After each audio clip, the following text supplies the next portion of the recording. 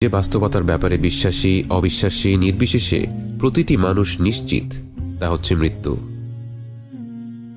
আমরা জীবনযাত্রায় ব্যস্ত হয়ে পড়ি, দায়িত্ব পালনের জন্য ছুটে বেড়াই এখান থেকে ওখানে। দিন শেষে ক্লান্ত শরীর নিয়ে ঘরে ফিরে চোখ দুটো বন্ধ করে চলে যাই ঘুমের জগতে। আমরা কি চোখ দুটো খুলতে পারবো? যেই ভবিষ্যৎ নিয়ে আমাদের সব চিন্তা দুশ্চিন্তা, সেই ভবিষ্যৎ কি আমাদের কাছে ধরা দেবে? একদিন পরিবারের কোনো সদস্য বা কাছের কোনো মানুষ চোখ বন্ধ করে দিল, আর খুলতে পারল না। আপনি হতভম্ব হয়ে গেলেন, যেন বিশ্বাসই হচ্ছে না সে মানুষটা সত্যি সত্যি চিরতরে আপনার কাছ থেকে চলে গেছে। অন্তরটা যেন অবশ হয়ে গিয়েছে। মরদেহটাকে গোসল করানো হলো, দাফন করা হলো। যে মানুষটিকে নাম ধরে ডাকতেন, বাবা বলতেন, মা বলতেন, কত আদরের নাম ধরে ডাকতেন, সেই মানুষটাকে আজ সবাই লাশ বলে সম্বোধন করছে। লাশ কাঁধে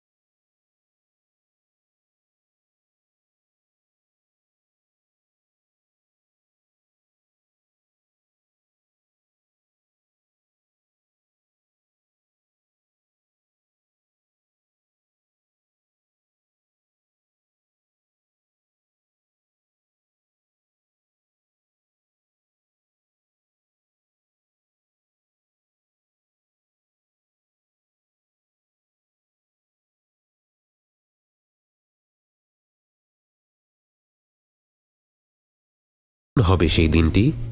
মৃত্যুবরণ করার অভিজ্ঞতাটা আসলে কেমন? আল্লাহর অশেষ রহমত নিশ্চিত এই গন্তব্যের চিত্রটি তিনি তার রাসূল সাল্লাল্লাহু আলাইহি ওয়াসাল্লামের মাধ্যমে আমাদের জানিয়ে দিয়েছেন, যেন আমরা সেই দিনটির জন্য প্রস্তুতি নিতে পারি। বছর খানেক পার হয়ে গেল।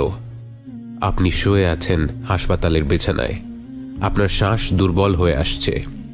আপনার মনে পড়ছে ছোটবেলার নানা স্মৃতি, মনে পড়ছে অর্জনগুলো, মনে পড়ছে ভুলগুলো, আর অনেক বেশি আফসোস হচ্ছে যে সময়টুকু অপচয় করেছিলেন তার জন্য। যতটুকু সময় বাকি আছে তা অপচয় করা যাবে না। নিঃশব্দে ঠোঁট নেড়ে আপনি স্মরণ করলেন, লা ইলাহা ইল্লাল্লাহ মুহাম্মাদুর রাসূলুল্লাহ। অন্তরে আপনি জিকির করতে থাকলেন। চোখ দুটো ঘোলা হয়ে আসছে। সামনে দাঁড়িয়ে থাকা কাছের মানুষগুলো ছোটাছুটি করছে, কিন্তু আপনি তাদের স্পষ্ট দেখতে পারছেন না। বরং চোখের কোণে এক অদ্ভুত আলো ধীরে ধীরে পরিষ্কার হতে লাগলো। কি সুন্দর সেই আলো, মনোরম, চোখ জুড়িয়ে যাচ্ছে। এই আলো ওরা আগে জ্বেলে দিল না কেন? ধীরে ধীরে আপনার নাকে ভেসে আসলো এক নতুন ঘ্রাণ। এটা কি ফুলের ঘ্রাণ, নাকি কোনো সুগন্ধি? এক অদ্ভুত ভালো লাগা আপনার মধ্যে ছড়িয়ে পড়ছে এবং আপনার সব শারীরিক কষ্ট দূর হয়ে যাচ্ছে। এরপর আপনাকে পুরোপুরি চমকে দিয়ে একদল মানুষ আপনার দিকে ভেসে আসে। কিন্তু কই, ওরা তো মানুষ না। তাদের মুখগুলো এত উজ্জ্বল যেন সূর্যকেও হার মানায়।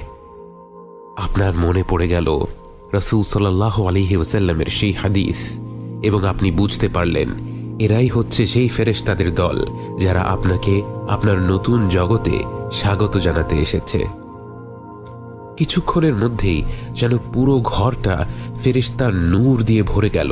আপনি যেদিকেই তাকাচ্ছেন শুধু অগণিত ফেরেশতা ছাড়া আর কিছুই দেখতে পাচ্ছেন না।